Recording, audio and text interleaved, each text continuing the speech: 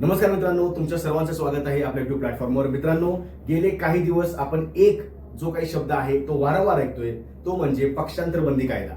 आता पक्षांतर बंदी कायद्यात काय चर्चेमध्ये का आला, त्याचं कारण काय आहे, आपण सविस्तर व्हिडिओ बघा. व्हिडिओ शेवटपर्यंत बघा. तुम्हाला राज्यशास्त्रामध्ये घटनेचा अभ्यास करत असताना पक्षांतर बंदी कायदा अत्यंत महत्वाचा आहे. आपण घटनाक्रम बघूया. कारण भारतामध्ये गेल्या काही दिवसामध्ये किंवा काही महिन्यामध्ये आणि आता नुकतंच महाराष्ट्रामध्ये 2-3 दिवसापूर्वी सुद्धा असे वारंवार काही गोष्टी येत आहेत की त्या सदस्यांना म्हणजे खासदारांना किंवा आमदारांना अपात्र करता येईल का, या संदर्भात सर्व माहिती घेऊया आणि घटनेमध्ये पण डोकावून पाहूया की नेमकं कुणाच्या कालखंडामध्ये काय काय झालेलं आहे. ठीक आहे मित्रांनो, चला सुरुवात करूया. पक्षांतर बंदी कायदा घटनेचा अभ्यास जबरदस्त करायचा आहे. परीक्षेला एखादा प्रश्न विचारला जाईल आणि लक्षात ठेवायचं नेहमी, जेव्हा जेव्हा चालू घडामोडीला अशा काही महत्वाच्या घडामोडी असतात त्याचाच एक संदर्भ घेऊन तुम्हाला परीक्षेला प्रश्न विचारले जातात. मग तो राज्यशास्त्रामधला असेल किंवा चालू घडामोडीमधला असेल. ठीक आहे मित्रांनो, चला सुरुवात करूया. आता पहिली गोष्ट, त्याच्याबद्दल तुम्हाला एक इतिहास मी सांगतो. आता हे जे गयालाल व्यक्ती आहेत, म्हणजे लक्षात ठेवायचं, आपण अभ्यास करतोय पण हे आयाराम गयाराम किंवा हे जे तुम्ही वारंवार ऐकता पक्षांतर बंदीच्या वेळी, तेव्हा हे आयाराम गयाराम कोण आहेत तर लक्षात ठेवा, हरियाणाचे ही गृहस्थ आहेत. ओके, हरियाणामध्ये जेव्हा 1967 साली जेव्हा पहिल्यांदा विधानसभेच्या निवडणुका झाल्या, त्यानंतर लक्षात ठेवायचं 67 ला जेव्हा पहिल्यांदा निवडणुका झाल्या हरियाणामध्ये, ठीक आहे, तर त्यामध्ये व्यक्ती निवडून आले एका मतदारसंघामध्ये, त्याचं नाव आहे गयालाल. ओके, आता झालं काय, या महाशयांनी काय पराक्रम केला बघा. तर यांनी हे सुरुवातीला निवडून आले अपक्ष, म्हणजे यांना कोणत्याही पक्ष तिकीट नाही मिळालं, तो व्यक्ती अपक्ष निवडून येऊ शकतो, काही प्रॉब्लेम नाही, लक्षात ठेवायचं. ठीक आहे, आता यांनी पहिल्या तासामध्ये काय केलं तर काँग्रेस जॉईन केली. बघा, व्यक्ती निवडून आला अपक्ष, ठीक आहे, पहिल्या तासामध्येच काँग्रेस जॉईन केली. पुढच्या 4 तासामध्ये त्यांनी एक वेगळी संयुक्त आघाडी जॉईन केली, म्हणजे एक वेगळा पक्ष जॉईन केला. ठीक आहे, आघाडीला गेले ते.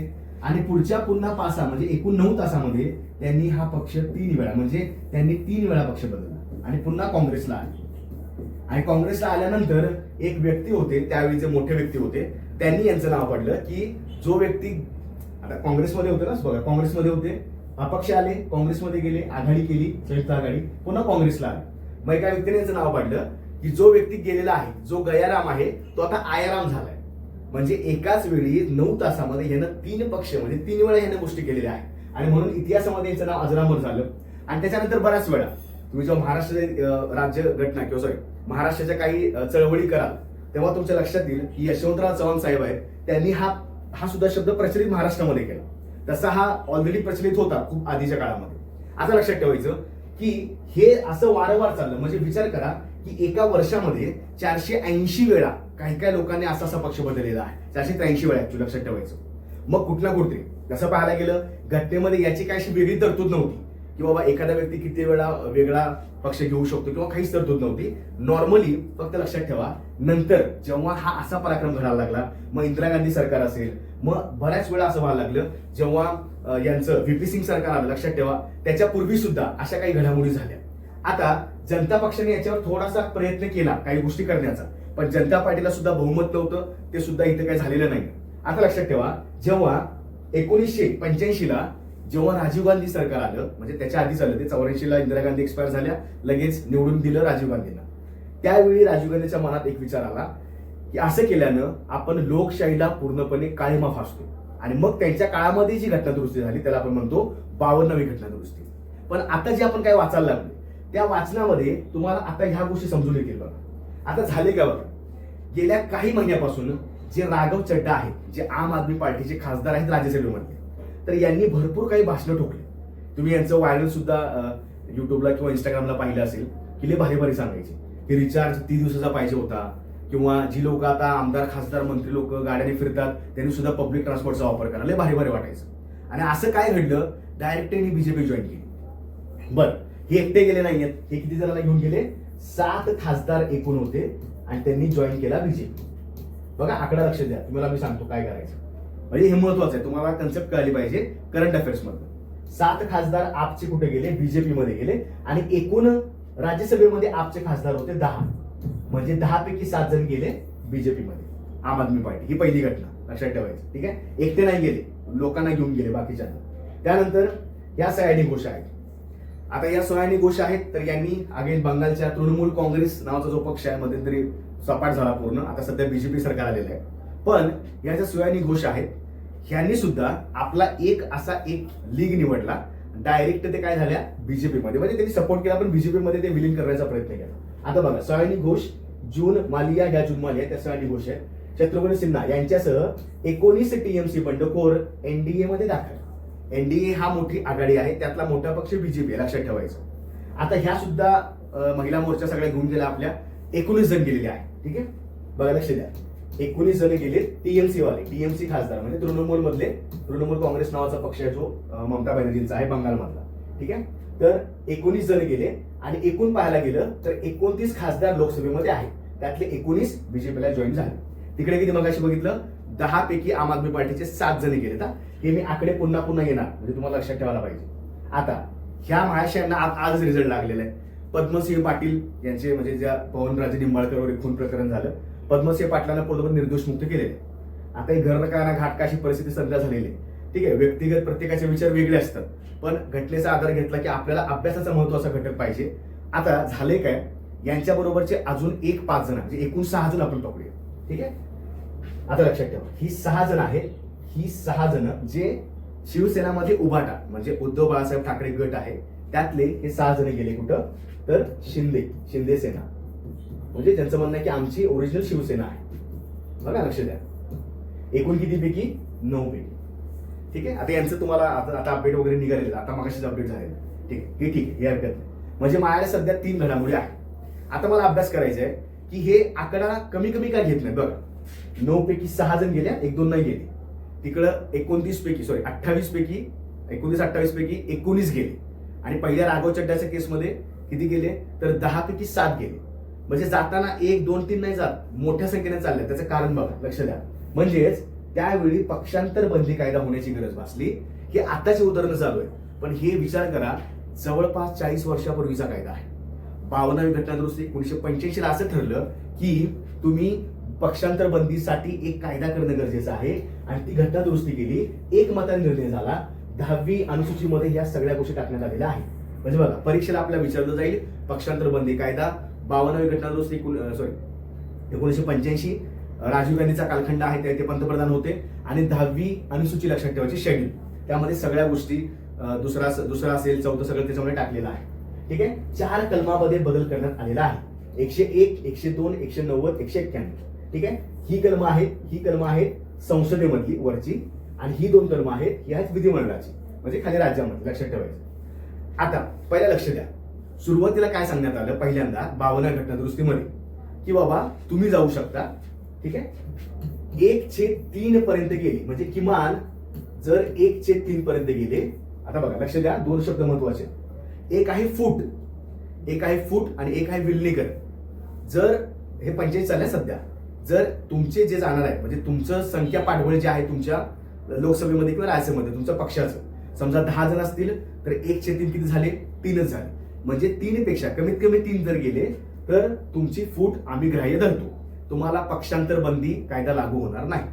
ठीक आहे, म्हणजे तुम्ही सरसकट जाऊ शकता. किती संख्याबळ असणे त्या सभागृहामधलं, त्याच्या 1/3, कधीचं 85चं. ठीक आहे, मग याच्यामध्ये 91वी घटना दुरुस्ती केली 2003 साली, जो खूप मोठा कालखंड चांगला होता वाजपेयी सरकारचा, लक्षात ठेवायचं, अटल बिहारी वाजपेयी. आणि त्यामध्ये फूट असेल तर हे लागू होणार नाही, हे पूर्णपणे रद्द केलेलं आहे. ठीक आहे, आता यांचं म्हणणं काय आहे, तुम्ही फूट पडली, तुमच्या पक्षामध्ये फूट पडली आणि तुम्ही लगेच जाऊन दुसरीकडे गेला तर हे सध्या लागू होणार नाही. हे रद्द कधी केलं, 2003 मध्ये रद्द केलं, लक्षात ठेवायचं. म्हणजे 91 घटना दुरुस्ती. आता 91व्या घटना दुरुस्तीमध्ये हे पण सांगितलं गेलं की लक्षात ठेवायचं, 1/3च्या ऐवजी जर 2/3 किंवा त्यापेक्षा जास्त लोक दुसऱ्या पक्षामध्ये सामील झाले तर त्यांची खासदारकी आमदारकी रद्द होणार नाही, म्हणजे त्यांच्यावर कुठली कारवाई होणार नाही. कधी 2/3 पेक्षा जास्त गेल्यावर. आता तुम्ही आकडा बघा, चला आकड्याकडे जाऊया. सगळे 9 होते बरोबर, बोबाटाचे 9 होते ना, 9चे 2/3 करा. चला किती झाले, 6 म्हणजे 2/3 किंवा त्याच्यापेक्षा वरती आहे. ठीक आहे, इकडं 19 जण गेले, 29 गुणिले 2/3 किती, 3/8 24, 3/9 27, काय चुकलं, 2/3 आहे ना, 3 नव्हे 27, 9 दुणे 18, बघा 19 गेले, म्हणजे 203च्या वरती. पुन्हा हे 10 जण होते, 10चं 203 केलं तर पुन्हा हे 6 झाले, म्हणजे पुन्हा 7 खासदार गेले 203च्या वरती. मग याचं कारण काही आहे, तर जे लोक पलीकडे पक्ष बदलून जात आहेत ते सुखरूप राहावेत, म्हणजे काय, त्यांची सदस्यत्व, त्यांचे आमदारकी खासदारकी व्यवस्थित राहावी म्हणून ते जाताना 203च्या वरती जात आहेत किंवा 203 पर्यंत जातात. जर 203 पेक्षा खाली असतील तर तुम्ही रद्द होणार, तर तुमची खासदारकी गेली, तुमची आमदारकी गेली.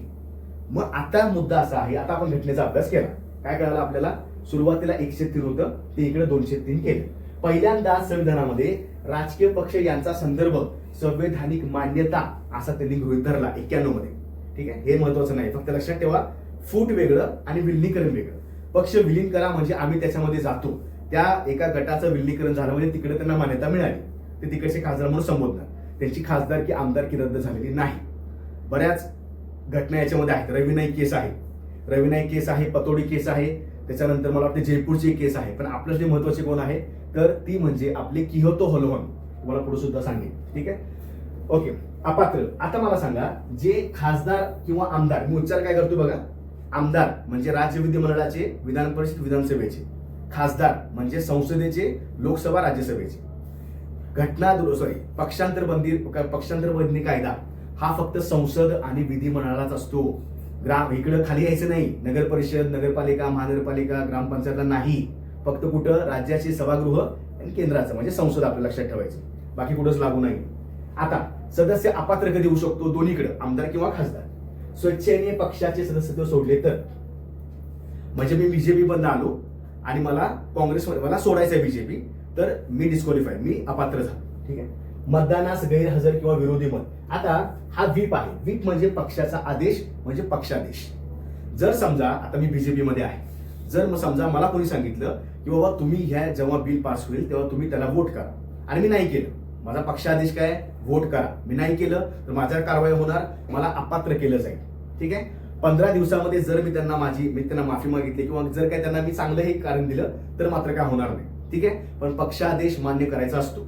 प्रत्येक सभागृहामध्ये प्रत्येक सदस्य जे आहे त्याला आपापल्या पक्षाचं आदेश फॉलो करावा लागतो. नाही केला तर तुम्हाला अपात्र ठरवलं. 15 दिवसात पक्षाने माफ नाही केले तर ठीक आहे, नाही केले तर तुम्ही जर चुकीचा निर्णय घेतला, पक्षाने सांगितलं मत करायचं, तुम्ही म्हणला नाही, 15 दिवसामध्ये माफ केलं तर ठीक, नाहीतर मग तुमचं अपात्र झालं. पक्षादेश हा बंधनकारक असतो, म्हणजेच व्हीप बंधनकारक आहे. अपक्ष बघा, दुसरा कधी डिस्क्वालिफाईड, अपात्र कधी होणार, कधीही दुसऱ्या पक्षात गेला तर. अपक्ष आहे, निवडून तुम्हाला अपक्ष दिलेला आहे, म्हणजे काही लोकांना असं वाटतं की बाबा तू कुठल्या पार्टीमध्ये नकोस, तू अपक्ष राहा, तुम्हाला मी निवडून देऊ.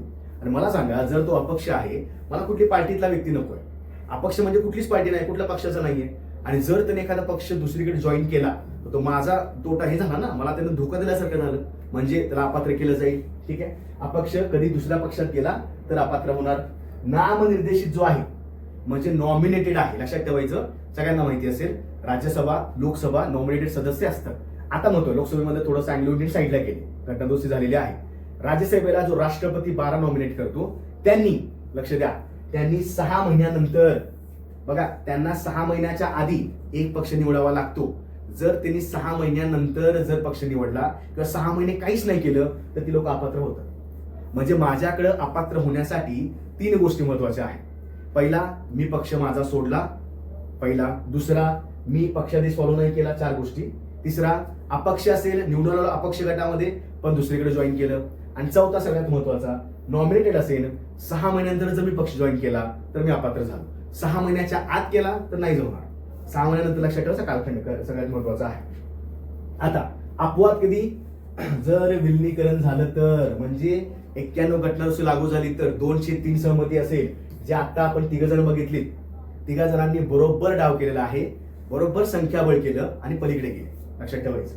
पीठासीन अधिकारी पक्ष सदस्यत्व सोडले तर, आता लक्षात ठेवा, अपवाद कोण आहे तर लोकसभा राज्यसभेचे जे अध्यक्ष उपाध्यक्ष जे कोणी आहे त्यांना हे लागू नाही. कधी कधी त्याला आपण काय म्हणतो की निष्पक्ष काही व्यवहार व्हावा म्हणून ते तात्पुरतं सदस्यत्व रद्द करतात, म्हणजे तात्पुरतं ठेवतात. ठीक आहे, कोण, लोकसभा राज्यसभेचे अध्यक्ष उपाध्यक्ष जे कोणी असतील, खाली यायचं नाही, वरतीच. ठीक आहे, तर त्यांना हे अपवाद आहे, त्यांना हे लागू नाही, अपात्र वगैरे. निर्णय, आता बघा लोकसभेमध्ये जर काय कोणी अपात्रचं काय झालं लोकसभेच्या इथं झालं, लोकसभेचा अध्यक्ष मोठा व्यक्ती आहे ना, बरोबर. राज्यसभेत झालं तर राज्यसभेचा उपाध्यक्ष मोठा आहे, बरोबर. त्यानंतर अध्यक्ष मोठा आहे. खाली गेला विधानसभेमध्ये, विधानसभेचा अध्यक्ष मोठा आहे.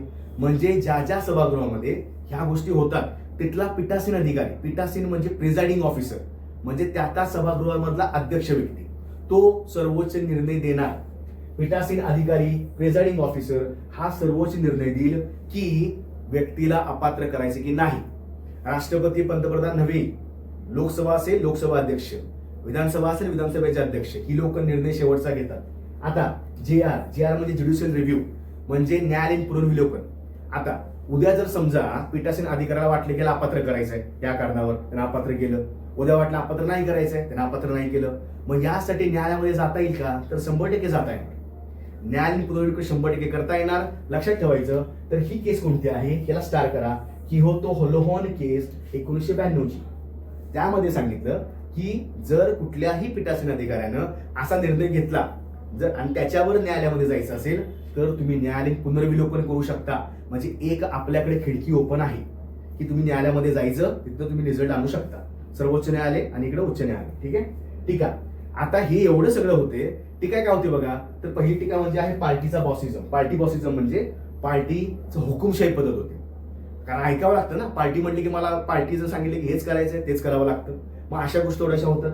आणि 91वी घटना दुरुस्ती ही बल्क पक्षांतर मान्यता देते. बल्क म्हणजे जाताना झुंडच घेऊन जायला लागलेले, 10 पैकी 7 चालले, 28 पैकी 19-20 चालले. मग त्यांना मान्यता देते, लहान लहान गटाला नाही. ऍक्च्युली दोन्हीचं चुकीचंच आहे, पण आता आपण त्याच्यावर काही गोष्टी करूया. काय नेमकं होते बघा. आता कायद्याची उद्दिष्ट काय आहे? राजकीय स्थिरता टिकवणे. बघा, पक्षांतर बंदीचं थोडंसं बघितलं तर राजकीय स्थिरता म्हणजे बऱ्याच वेळा असं असतं की जे आपल्याकडे सत्ता आहे त्यांच्याकडे पाठबळ, त्यांच्याकडे संख्या कमी असते आणि मग त्यांना बाहेरनं असा एक थोडा सपोर्ट पाहिजे असतो. मग लोक पक्षांतर बंदी करून तिकडे जाऊ शकतात, स्थिरता टिकवू शकतात. बघा, हे थोडेसे फायदे आहेत. टिकू शकतात, ठीक आहे. सरकार उलटवून टाकण्यास प्रतिबंध करणे, घोडे बाजारास आळा घालणे, हे सगळं आता ऐकायला ठीक वाटते. गेल्या काही वर्षामध्ये जे काही सध्या प्रॉब्लेम चालू आहेत ते खूप जास्त मोठे आहेत. दुसरी गोष्ट, पीठासीन अधिकाऱ्याची भूमिका. जो अध्यक्ष व्यक्ती आहे, लोकसभा, राज्यसभा, विधानसभा, विधान परिषद, त्यांचा प्रॉब्लेम काय बघा. अपात्रतेच्या प्रकरणावर सभापती अध्यक्ष निर्णय देतात आणि याचा निर्णय अंतिम असतो. न्यायालयात जाऊ शकतात त्या निर्णयावर फेरफार विचार करण्यासाठी. हा निर्णय न्यायालयाने पुनर्विलोकनाच्या अधीन असतो की होतो होलोहॉन केस 1992. निर्णय झाल्यानंतरच न्यायालय हस्तक्षेप करू शकतात. म्हणजे जेव्हा पीठासीन अधिकारी निर्णय देणार त्याच्यानंतर जर तुम्हाला वाटलं की हा निर्णय चुकीचा आहे तर तुम्ही न्यायालयात जायचं. ठीक आहे. दुसरी गोष्ट, पीठासीन अधिकाऱ्याला कुठलीही मुदत नाही.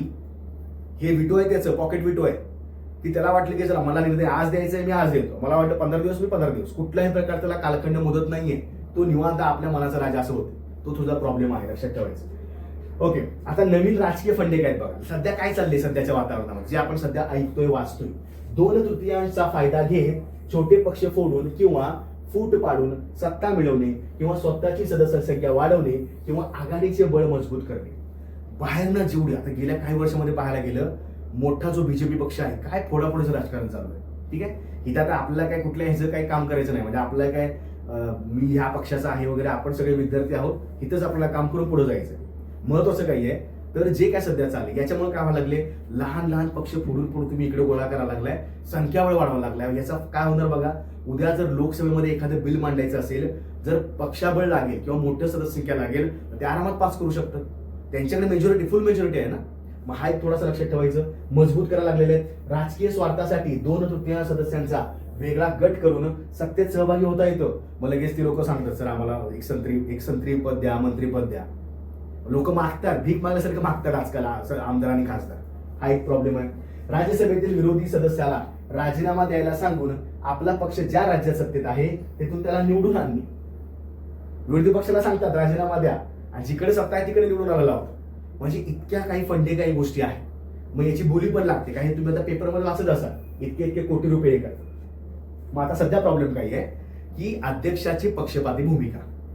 आता अध्यक्ष एका पार्टीचा असतो. तुम्ही लोकसभेचा अध्यक्ष बघा, तो एका पार्टीचा असणार. राज्यसभेचा अध्यक्ष म्हणजे तुमचा उपराष्ट्रपती झाला, तो पण शक्यतो एका पार्टीकडनं स्पॉन्सर्ड असतो. ही लोक इतकी पक्षपाती भूमिका करतात की पक्षांतर बंदी कायद्याला न्याय मिळत नाही व्यवस्थित. पहिली टीका सगळ्यात मोठी. सरकार पाडण्याची रणनीती. ठीक आहे. एखाद्या सरकारला असं वाटतं की बाबा चला आता मला यामध्ये काही इंटरेस्ट नाही, एखाद्या लोकांना एखाद्या गटाला काय करायचं, सरकार पाडायचं, आम्ही एकटं जाणार नाही, आम्ही 40-50 लोक घेऊन जाणार. बघा, राष्ट्रवादी अजित पवार गट, राष्ट्रवादी शरद पवार गट हे तुम्हाला माहिती असेल. त्याच्यानंतर त्याच्यापूर्वी सुद्धा वाद झाला बघा. शिवसेना उभाटा म्हणजे उद्धव बाळासाहेब ठाकरे गट, शिवसेना शिंदे गट, ते अजून केसेस सुप्रीम कोर्टला पेंडिंग आहे. ठीक आहे. 2/3 विलीनीकरण विरुद्ध मूळ संघटना संभ्रम. 2/3 तुम्ही विलीनीकरण करताय, पण तुमच्या पक्षाची लोक जी मूळ संघटना तुमच्या सदस्यत्व आहे तुमच्या सभागृहामध्ये, तुम्ही त्यांचं ऐकतच नाहीये. 2/3 मान्य आहे, तुम्ही एक गट घेऊन मोठा गेला, पण तुमच्या तुमच्या सभागृहामध्ये जी व्हीप लोक आहेत, पक्ष आदेश, ती लोक मोठी आहेत, तुम्ही त्यांचं ऐकत नाहीये आणि स्वतःच तुम्ही घेऊन पलीकडे निघाला दुसऱ्या पक्षामध्ये. याचा प्रॉब्लेम आहे. वैयक्तिक मत स्वातंत्र्यावर गदा सगळ्यात मोठा जो मला वाटतो, तुम्ही एका व्यक्तीला एका पक्षामध्ये असल्यामुळे मत देता. एक व्यक्ती आहे जो या गटामध्ये या पक्षामध्ये आहे, तो पक्षामध्ये आहे म्हणून त्याला मी वोट केलं. तोच जर निवडून आल्यानंतर दुसऱ्या पक्षामध्ये जात असेल तर ते माझ्या ह्याच्यावर स्वातंत्र्यावर गदा आणली ना. मग इथं आता खूप जास्त महत्वाचं आहे की सध्या जो काही घोटाळा चालू आहे, सगळ्यात मोठा भारतामध्ये सध्या या गोष्टी चालू आहेत. कुठल्याही राज्यामध्ये देशामध्ये सगळं हेच वातावरण चाललंय की मतदाराला काहीच किंमत नाही. कुणीही कुठे जायला लागले. आता ते लोक लय मोठे मोठ्या बाता मारतात, आमचा राजकीय उद्देश मोठा आहे, वेगळा आहे, ते आहे ते. पण मी तुला निवडून दिलं, तू एका पक्षाचं तिकीट घेतलंस म्हणून तो माझ्यावर अन्याय झाला. ठीक आहे. मी एकटा नाही, मी असे असंख्य लोक आहेत. मग तुम्ही आता पाहिलं असेल सध्या जे व्यक्ती आहेत बघा, ओमराजे निंबाळकर सध्या व्यक्ती आहेत ना, त्यांच्या विरोधात हे सगळं चाललंय किंवा तुम्ही नको सोडायला पाहिजे, तुम्हाला तिकीट दिलं, जे काय असेल. आपल्याला कुठलं राजकारण करायचं नाही. पण म्हणण्याचा उद्देश काय आहे की आता गरज आलेली आहे की पक्षांतर बंदी कायदा पुन्हा त्याचं पुनर्विलोकन व्हावं, त्याचा पुन्हा रिस्ट्रक्चर व्हावं. 1985चा कायदा आहे, त्यावेळी कंडिशन वेगळी होती. 2003ला तुम्ही दुरुस्ती केली, त्यावेळी सुद्धा कंडिशन वेगळी होती. आता 22 वर्ष उलटून गेलेली आहे. गेल्या काही वर्षामध्ये भयानक गोष्टी घडलेल्या आहेत. त्यामुळे आता सध्या परिस्थिती अशी आहे की तुम्ही त्याच्यावर स्ट्रिक्ट ऍक्शन घेतली पाहिजे. आता संसदच म्हणा, हे आहे म्हणा, त्याच्यात काही नाही, पण असं काहीतरी व्हायला पाहिजे. याच्यामध्ये कोर्टाने प्रोसेस करायला पाहिजे की तुम्ही मतदानाचं स्वातंत्र्य पूर्ण हिरावून घेत आहे. मतदाराला मूर्खात काढण्यासारख्या गोष्टी आहेत. म्हणून हा घटक घेऊ वाटला. 2-3 घटक महत्वाचे याच्यामध्ये. कलम लक्षात ठेवा, ते सगळ्यात महत्वाचे आहेत. कलम 101, 102, 190, 91, 92 ती फक्त लक्षात ठेवा. घटनादुरुस्ती 2 कुठल्या, 52 घटनादुरुस्ती, 91 घटनादुरुस्ती. पहिले 1/3 नंतर 2/3. पहिलं फूट आणि नंतर विलिनीकरण, हे दोन्ही गोष्टी लक्षात ठेवायच्या. आणि त्याच्यानंतर मग आयाराम गायराम ते तुम्हाला मी सुरुवातीला सांगितलं. आणि महत्वाचं काय आहे, पंतप्रधान राजीव गांधीचा कालखंड. अशा गोष्टी लक्षात ठेवा. आणि सर्वोच्च निकाल कुणाचा असतो, सर्वोच्च निर्णय कुणाचा असतो, पीठासीन अधिकाऱ्याचा असतो. कुणाला अपात्र करायचं ते, राष्ट्रपतीवर काही उल्लेख करायचा नाही. ठीक आहे. सो असा एक करंटचा मुद्दा मला घेऊ वाटला. आवडला असल्यास नक्की लाईक करा, शेअर करा, सबस्क्राईब सुद्धा करा, जेणेकरून अशा प्रकारचे अजून जे काही आपले घटक वाटतात ते आधीमध्ये आपण म्हणजे पटकन घेऊ शकतो. याला काही जास्त वेळ लागत नाही. पण ट्रेंडिंग असतो आणि घटनेचा अभ्यास करायचा प्रत्येकाने करायचा, त्याशिवाय आपल्याला काही गोष्टी समजणार नाही. ठीक आहे. चला पुन्हा भेटू. कंटिन्युअसली आपले लेक्चर चालू राहतील. जय हिंद.